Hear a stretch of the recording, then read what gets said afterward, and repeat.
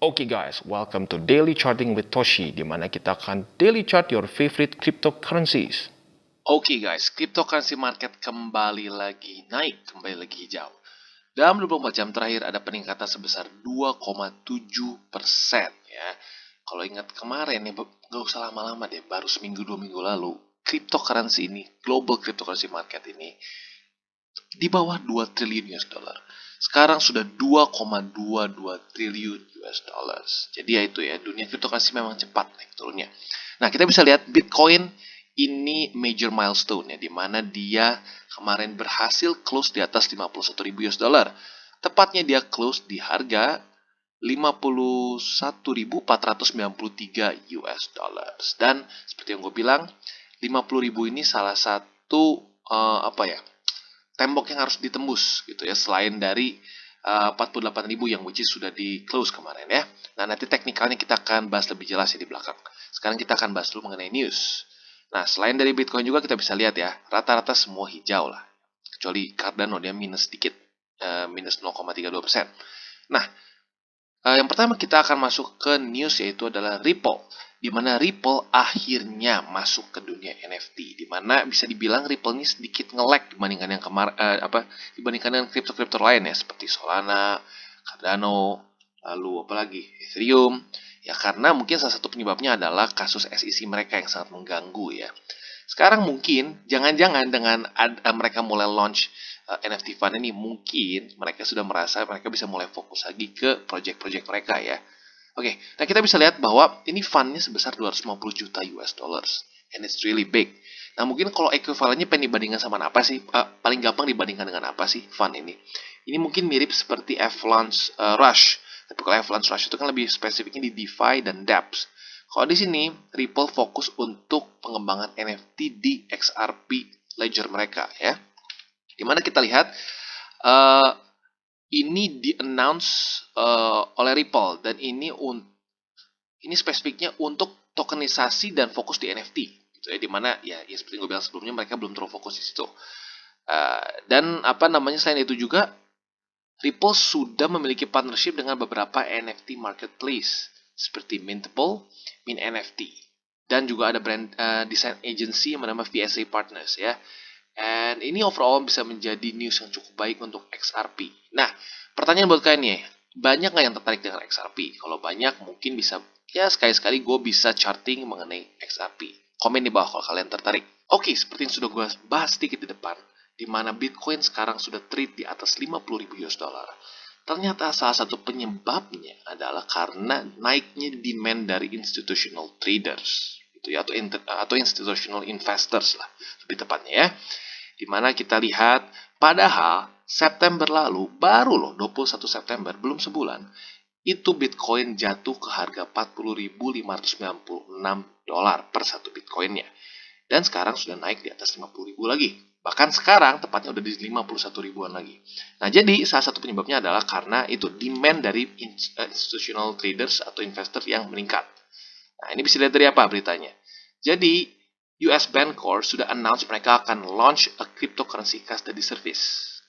Nah, mungkin ada orang bertanya, kenapa harus mereka bikin custody? Kenapa enggak para investor institusional ini beli saja langsung Bitcoin? Nah, itu yang banyak orang tidak tahu. Jadi, investor institusional ini bukan pakai duit mereka saja. Itu mereka sudah banyak lah bikin ada legalitiesnya gitu. Jadi, secara legal, ini akan ribet untuk mereka beli cryptocurrency. Karena dianggapnya cryptocurrency ini sekarang bisa menjadi markets atau aset yang high risk. Jadi seringkali mereka secara legal tidak boleh membeli cryptocurrency. Tapi kalau ini dirilis oleh contohnya seperti Bank of America, US Bancorp, mereka membuat satu custody service. Nah, mereka sekarang secara legal boleh punya exposure ke cryptocurrencies. Jadi memang sedikit lucu sih. Ini kayak apa ya? Seperti main petak umpet gitu. Nah, tapi dengan begini, simpelnya apa sih untungnya buat kita para retail investors gitu kan? Para retail investor ini akan jadi untung karena big money akan mulai masuk ke dunia cryptocurrency. Nah, saat big money masuk ke dunia cryptocurrency, yang pertama akan ada lebih stabilitas. Di mana lu kalau ikut Bitcoin dari 2014 itu volatilitasnya itu nggak kira-kira guys. Itu sehari puluhan persen itu sangat normal, naik dan turun. Kalau sekarang kita lihat semakin lebih susah untuk peningkatan dan penurunan yang sangat ekstrim. Atau lebih kurang jauh lah. Nah, dengan semakin banyak yang institutional investor seperti ini, lama-kelamaan cryptocurrency market akan lebih stabil dan lebih mature. Jadi, ini actually a good thing for us juga. Gitu. Dan kalau kita lihat juga, ini Bank of America juga sama ya, kurang lebih membuat satu digital asset custody juga, gitu ya. Jadi intinya ini adalah salah satu kapal untuk para investor institusional untuk bisa expose ke cryptocurrency market. And that's very good for adoption. Dan kalau kita ngomongin adoption, kita jangan lupa dengan berita bahwa Morgan Stanley, salah satu investment bank terbesar di dunia, mendouble exposure mereka di Bitcoin melalui Grayscale Shares atau GBTC. Jadi, Morgan Stanley ini sudah ada peningkatan sebesar 105% dari exposure mereka ke Bitcoin sejak April. Berarti, kita lihat ya, investment banks beli Bitcoin, para institutional trader beli Bitcoin, bahkan kayak ekonomis-ekonomis dunia yang sangat dihormati beli Bitcoin seperti Ray Dalio, Paul Tudor Jones, dan lain-lain. Jadi, ya kita bisa lihat, ini sangat simpel. Secara tren, memang orang sekarang semua sedang masuk ke dunia cryptocurrencies. Ya, salah satu penyebabnya apa? Ya, karena inflasi yang menyeramkan. Atau bisa dibilang, ya, pemerintah terlalu banyak mencetak uang. Ya, atau lebih tepatnya Federal Reserve terlalu banyak mencetak uang. Sehingga daya beli kita itu menurun. Karena menurun, orang akan cari aset apa nih yang kira-kira tidak akan ikutan turun saat ya uang turun daya belinya. Salah satunya yang paling legit menurut gue adalah cryptocurrencies. Nah, makanya kalau kita lihat sekarang semakin banyak orang-orang yang masuk ke dunia cryptocurrencies. Bukan hanya pencinta cryptocurrency, tapi bank-bank besar, terus institutional investors, dan banyak lagi. Dan baik lagi, saat semakin banyak orang yang masuk ke dunia cryptocurrencies, semakin besar adopsi. Semakin besar adopsi, ya mau nggak mau harga pasti akan terus meningkat ke atas. Jadi ya itu dia, stack your sats ya. Oke guys, kita masuk ke technical analysis, di mana kita lihat Bitcoin very good ya. PR dia semua sudah selesai dalam jangka pendek ya. Di mana kemarin lusa dia sudah bisa berhasil close di atas resisten pertama nih, yaitu 48.266. Kenapa nih resisten pertama seperti yang gue bahas nih, kita bisa lihat di sini. Ini adalah lower high yang sebelumnya, dan dia sudah tembus. Berarti sekarang kita bisa lihat sudah ada perubahan tren ya, di mana dia bikin higher low, lower low, lower low. Nah, sekarang dia mulai membuat higher high, gitu ya. Nah, sekarang PR selanjutnya dari Bitcoin seperti yang gue bahas di DCWT sebelum-sebelumnya adalah yang pertama sudah berhasil nih, dia nembus di daerah resisten Fibo yang warna merah sini. Dia sudah main di daerah sini. Dan yang kedua adalah dia harus bisa berhasil menembus 50 ya kita buletin ya 53.000 US dollars. Dan saat dia sudah berhasil menembus ini, apalagi menembusnya lumayan gitu ya, bisa sampai 54.000 atau 55.000. Nah, dan dia turun lagi ke bawah koreksi dan dia mantul di sini yang tadinya resisten ini bisa menjadi support. Kita akan menuju new all time highs in I don't know, maybe a couple of weeks gitu ya. Nah, dimana kita bisa lihat ini juga nggak terlalu jauh dengan all time high sebelumnya ya. Sudah semakin dekat gitu ya, sudah semakin dekat. Jadi it's very good for Bitcoin ya overall secara price action. Dan bahkan mungkin karena movement yang cukup besar juga dari Bitcoin ini, Bitcoin dominasinya pun sepertinya meningkat. Jadi kalau kita lihat beberapa altcoins underperform gitu ya. Jadi itu kurang lebih untuk Bitcoin. Buat kalian yang ingin tambah posisi, sebenarnya kalau dalam posisi sekarang ya, posisi sekarang bisa saja kalau ada pantulan di EMA 20 ya, yang warna hijau ini.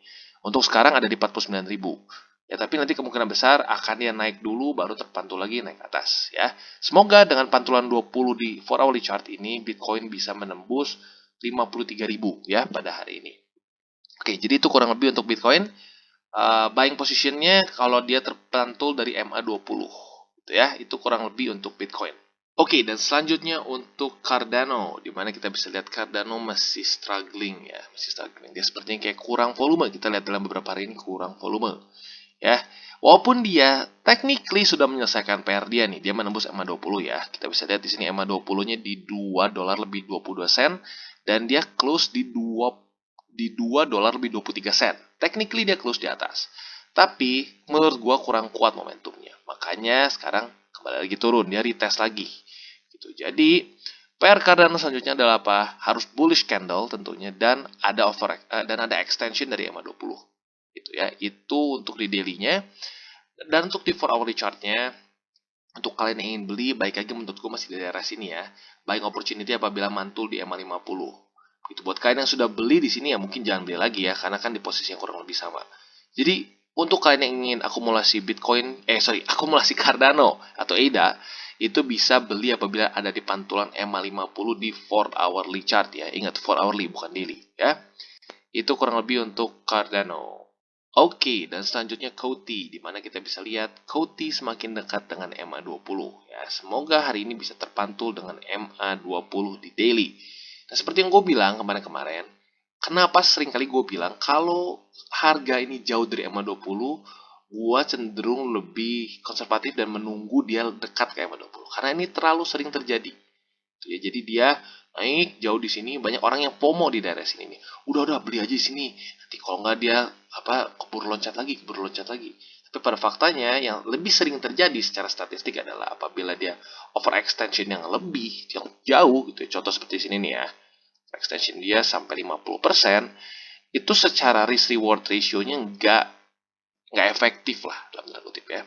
Nah, kalau seperti ini berarti ya sudah akan ada support yang cukup besar. Jadi seperti ini cara kerjanya itu, harga itu akan seperti ditarik seperti magnet lah gitu oleh dengan EMA 20 di daily. Kalau sampai tembus 20 berarti akan ditarik oleh 50. Dan seterusnya. Nah, kalau sampai 20 ini menjadi support ya sudah dia mantul lagi. Gitu. Itu jadi aturannya kurang lebih mirip-mirip seperti itu. Dan kalau kita lihat sebenarnya di 4 hourly chart bisa kan ditambah posisi. Menurut gua bisa saja.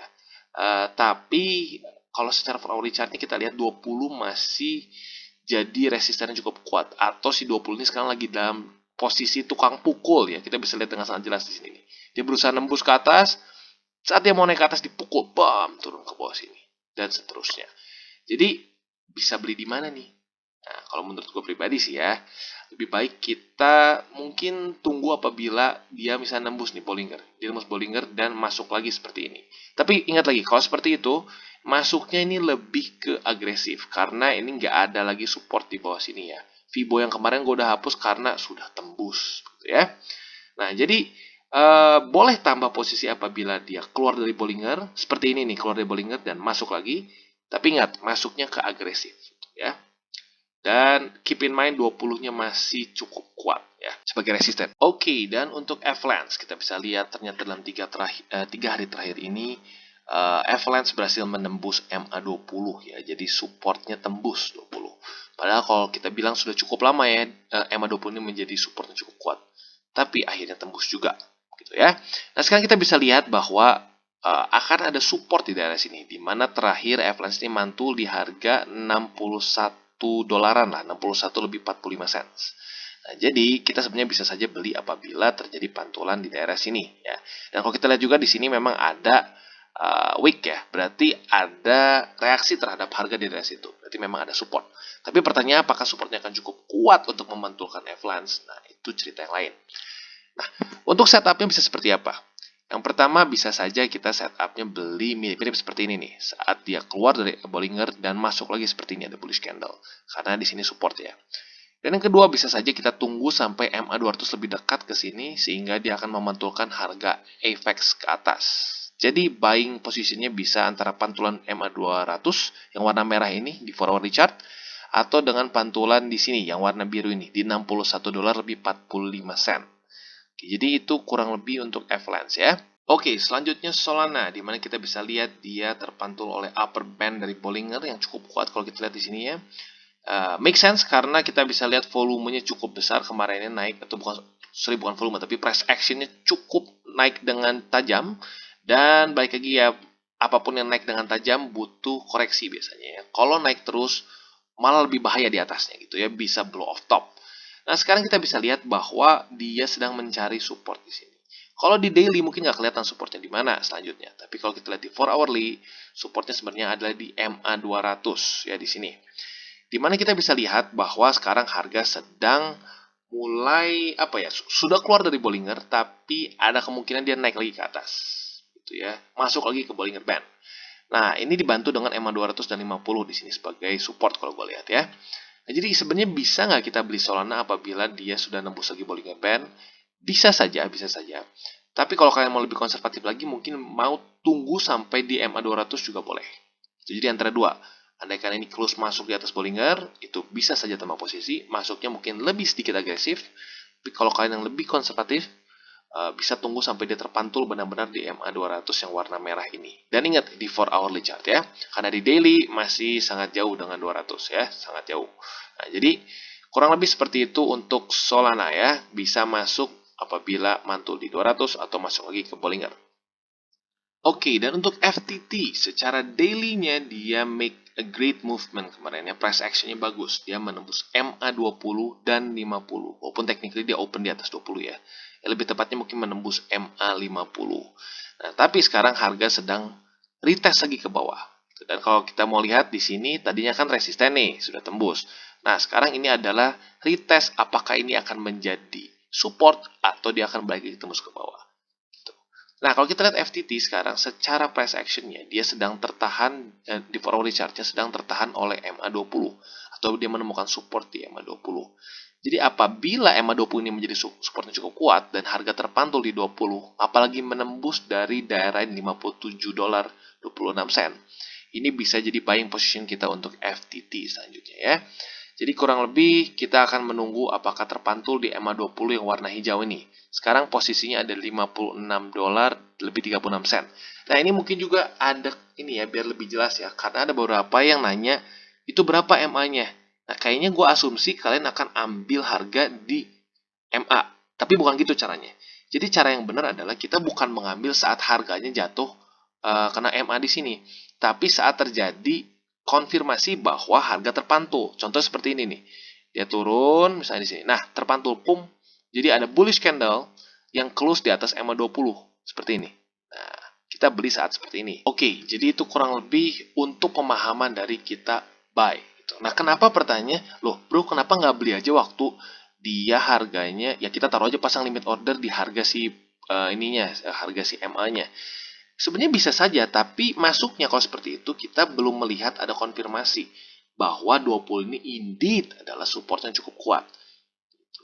Jadi kenapa gue lebih prefer beli saat terjadi close di atas MA20. Itu ya. Bukan cuma 20 tapi di atas dari MA atau support-support ya.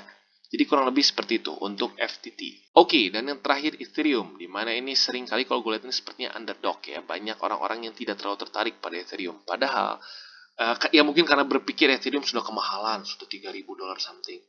Ya, tapi guys, potensi Ethereum ini masih sangat besar sekali. Apalagi dia akan mau juga Ethereum 2.0 ya di akhir tahun. Jadi potensinya masih sangat besar, masih bisa 3x, 4x gitu ya. Mungkin dalam cycle ini masih bisa 3x atau 4x. Dimana banyak yang memprediksikan Ethereum ini bisa mencapai 10.000 dolar. Itu dalam cycle ini ya.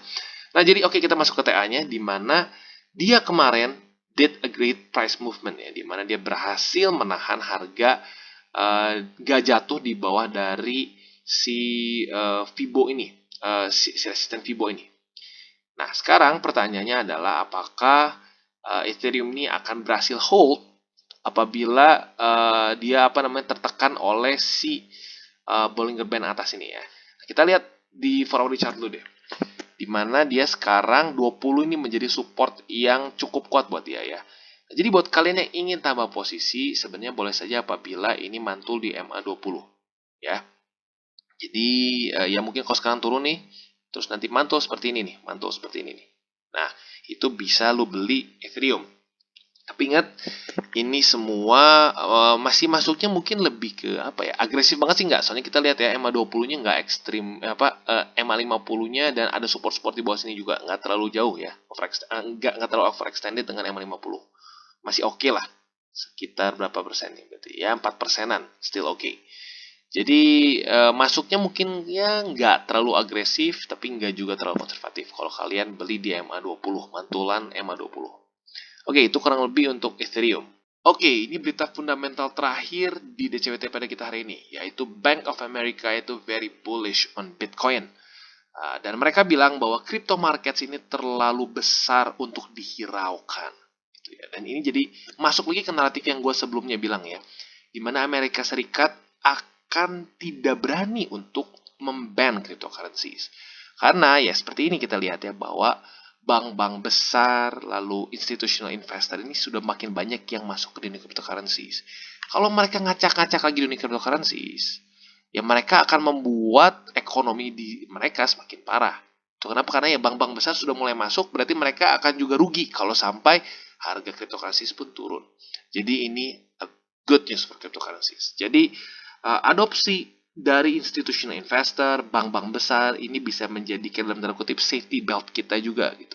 Karena kalau sampai mereka menghancurkan cryptocurrencies juga, mereka akan rugi. Dan kalau kita tahu Amerika nggak suka kalau mereka rugi. Dan mungkin salah satu berita bagus lain yang menyebabkan cryptocurrency cenderung naik lagi adalah karena statement dari Gary Gensler, yaitu chairman dari SEC sekarang, di mana mereka bilang US tidak ada rencana untuk nge-ban cryptocurrencies. Jadi kemarin sudah Jay Powell atau Jerome Powell, yaitu adalah chairman dari The Feds atau Federal Reserve.